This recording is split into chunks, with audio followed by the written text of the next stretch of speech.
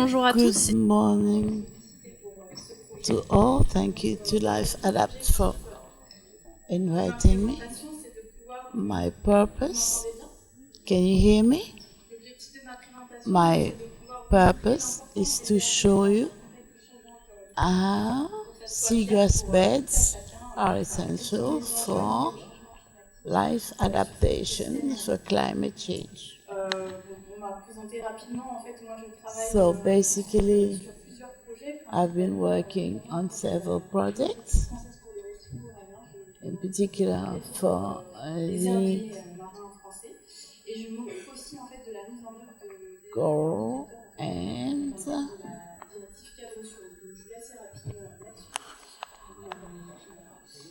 seagrass beds in France. So, as I said, the purpose is to have basic elements on the usefulness of grass beds, as the grass beds are the lungs at the sea. They are key elements, 72 elements in the globe. You can see that it's in the Indo-Pacific area, but in the Caribbean, we are between 3 and 7 species are identified, and in the French Antilles, 5 species. Thalassia, Redula, and Alophilas civilaceas, which is an invasive species. So this, you can see them where you find them. So it's one of the most vast of the area, because we speak of mangrove and corals, but really seagrass air are the most largest. Why is it they're important for climate change? Seagrass beds are essential for fishing, commercial fishing, because of many species. It's a habitat for many species, bivalves and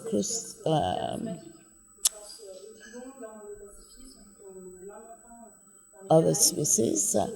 The wide variety of services about human well-being around this. You can see fisheries and biodiversities are important. There's also a wide variety of services that support human well-being around the world. Fish, and they also enable you to reduce the abundance or quantity of pathogens.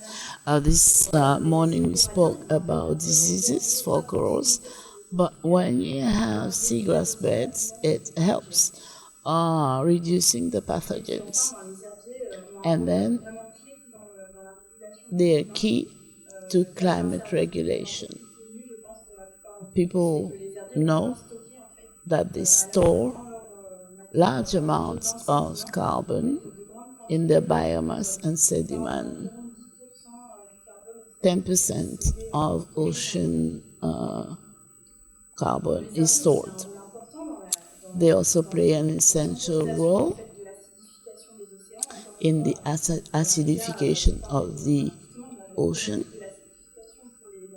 We spoke about calcareous organs like reefs, but having seaweeds enable you to release oxygen and remove carbon dioxide. And also other service offered is to prevent coastal erosions and sediment and protect from floodings and storm surges. And also culturally, they are very important for recreational activities like fishing, skydiving, bird observations, bird watching, diving, fishing, all this. It's not so much the case in the Caribbean islands, but elsewhere in the world, you have various fish and birds that come feeding. So these are very essential for regulating the climate, storage of carbon, temporization of acidification, and protections. These are the main services in adapting to climate change. Now, just a word on the connectivity and other coastal systems in maintaining these services. As I told you, seagrass beds are important for us, but also for the ecosystem close by. So it's beneficial for mangroves and coral reefs, and very important for other elements, water quality. It's mutual services that they have. So with no surprise, here you have sea and ground. You see the various threat sets. First of all, urban farming, coastal development. Also, you have pressures with invasive species like in the Caribbean, and also dragging, desalining, and fishing, dredging, and so on. This is a panel that attack the seagrass beds. And also, we know that basically it has to do with the degradation of water quality and development of coastal areas. Results. These are the main pressures causing the death of the seagrass bed. So today we're talking of climate change. I wanted to insist on the pressures of climate change. First, temperature increase, rainfall alteration, and also extreme weather events and acidification of the oceans. These are the main pressures associated to climate change. So these pressures cover a wide space between the ground and the sea, and production are fairly limited nowadays. There's no actual precise figure what will the seagrass beds create. Of course, pressures are not going to be necessarily the worst, but what is more difficult is the recurrence and intensity of some events like cyclones and hurricanes, for example, in the Caribbean. Just a few illustrations of impacts. The climate change is going to show when the sea temperature rises, then you have burn off, necrosis of the plants. They are not sunburnt, but totally dried up. And for extreme events, I wanted to show you after Hurricane Irma in St. Martin and St. Barth, you can see that in some areas the rhizome actually were tilted. It was fragmented and then remobilized. So for erosion also it was important. These are extreme events where they create changes of specific components of the seagrass bed. Also, arrival and colonization of invasive species like Alifina aureliana that is installed in the Caribbean and in the seagrass bed where the native species were altered. And also, it seems okay, but of course, it's the increased sediment with altered rainfall, increased nutrients. So a few elements on the evolution trends. at the global results. Here it's a recent survey with the trends of the ecosystem in various bioregions of the world. What you can see is that there's a global trend of decline confirmed before they had already documented the decline. Even if you have in some areas some gain or surface losses are much more important than in the resilient or moving areas. What is important is that the most impacted is the tropical Atlantic, the Caribbean, where the major loss was reported in this survey. After that, you need to be vigilant because seagrass beds are studied, but not as much as the coral reefs, so there's a lack of data. So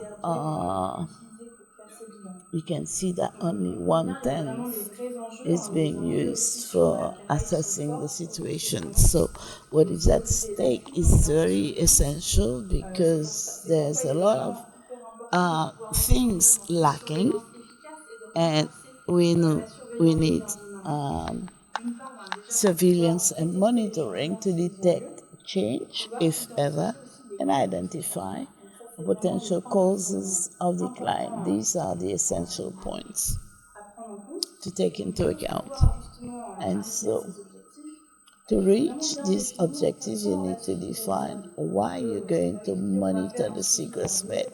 You cannot just decide offhand to do so. Why? Is it a general management and monitoring, and there's time, and just to see the status? Or are we going to use the seagrass bed for watchman type of activity like water quality, to see whether water is good or bad quality, or do you monitor them to assess impacts before a port development or infrastructures that could generate some damage? So all this will have to be taken into account developing your mechanism. And you can also do the same, monitor the seagrass bed depending where you want to go. You have various strategies that are, you have your monitoring, you have seen the pressure, you acted, then you monitor again, and then you have a lighter strategy of monitoring. All this will have to be predefined. To give you an illustration, I want to show you what I did here as part of my research. So generic monitoring as part of the marine protected areas in Guadeloupe, Martinique, and Part, set up by the managers for the past 15 years. So the purpose is to have parameters of structure, morphology, and so on, according to the long time. And so several parameters have to do with the structure, count the number of plants in quadrants to see the densities per square meter, the morphologies of the plants, and the functional role by having the number of conchs, strombus that you have in this habitat. So what we can see in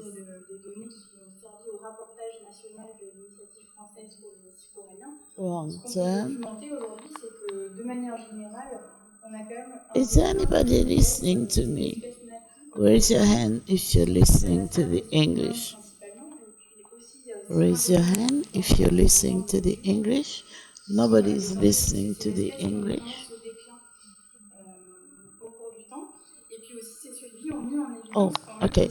So, so we were able to identify too specific, but right in St. Bart, Marigot's seagrass bed decline because of poor water quality and pelagic sargassum, so that the seagrass bed is so poor that you cannot monitor. And also here, Petite Terre, you can see it off Guadeloupe. Petite Terre, it's the length of the leaf that was because it was grounded in sand. So you have collapse. And also, it enables us to see the entire French Antilles area, and also with the collapse of marigold and the conch of the queen conch habitat with the decline of the marigold seagrass bed. It's connected, so it shows why the seagrass bed as a habitat declines, and all other species feeding or having their habitat there will decline. So this gives you a type of monitoring. So here is stress screening strategy case study of the implementation of the European Water Framework Directive applicable in the French Antilles of Guadeloupe and Martinique and Saint Martin. So we must develop indexes. So that was my thesis, to have bio indexes for water quality.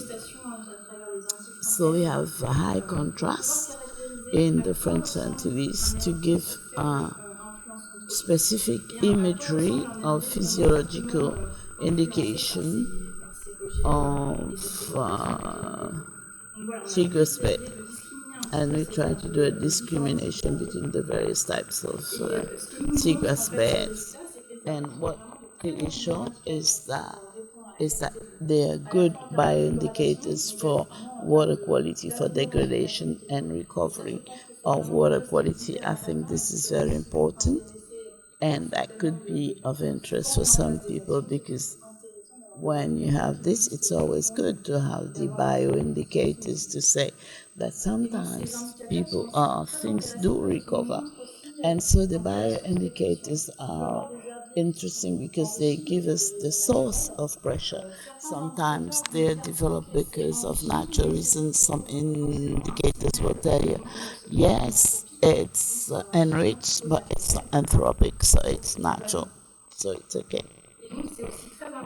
It's also important to have tools to quickly detect a potential decline because of pressures on the specific milieu, to take monitoring activities.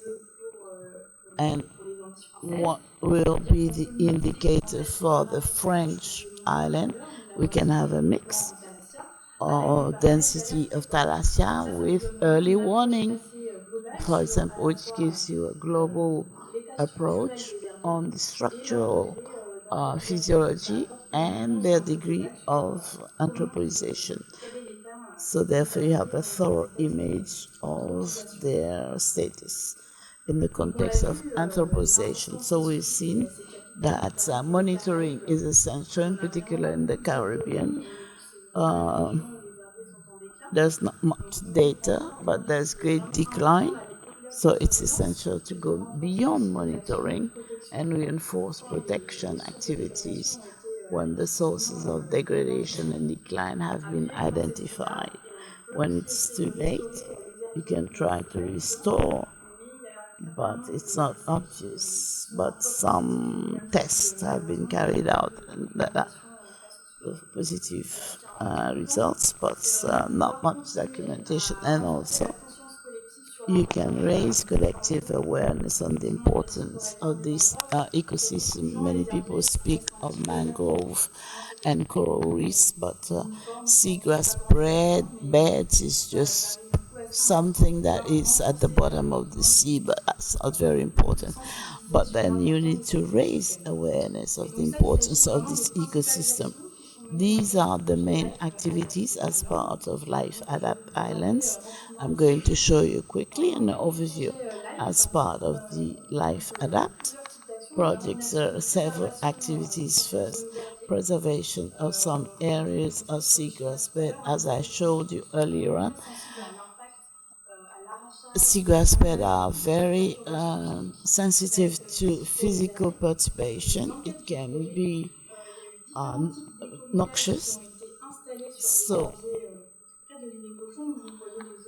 around Ile Cochon, you can see in yellow the eco moorings, several types, and you can see the pictures when we installed last January the eco moorings, and in March, 2 months after, you can see that they've been peopled, the moorings, and this enables you to protect about a 5-hectare surface.